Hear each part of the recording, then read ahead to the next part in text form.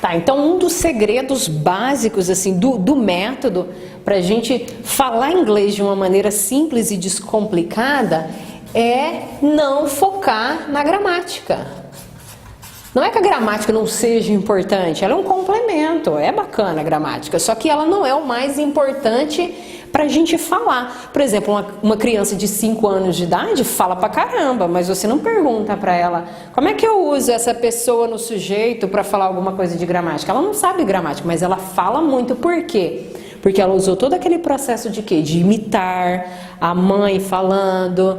Então você entra no processo de imitação de frase. Então essas estruturas, vocabulário que a gente joga agro, por exemplo, a gente pega esse vocabulário e joga em estruturas de frase que vão te dar segurança e montar frases, tanto afirmações, quanto perguntas e quanto negações, que é muito importante no processo de falar um idioma.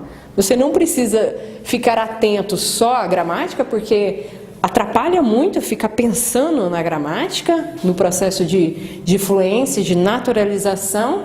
E outra coisa que é fantástico é esse processo de contextualização que a gente faz, que é a compreensão oral. Não tem como falar inglês se você não entender o que está sendo falado. A exposição à língua é super importante, tem que ouvir, tem que acostumar com as nuances do som da língua, que é muito diferente da nossa. Então, por exemplo, não adianta eu só ficar escutando, eu não estou entendendo o que eles estão falando. Vai adiantar alguma coisa? Então você vai ter que ter um texto, você vai escutar o que está falando naquele texto e vai acostumando o seu ouvido com aquela estrutura que você está ouvindo. E aí você vai estudar o texto fazendo o quê? Compreendendo aquilo que você está lendo. Com isso você vai absorvendo vocabulário, criando novas frases, substituindo o vocabulário novo dentro daquelas frases.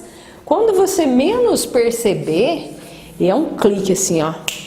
Você tá o quê? Lendo vários textos, já fazendo a tradução e já falando daquilo de uma maneira que você fala assim, mas quando que veio esse vocabulário?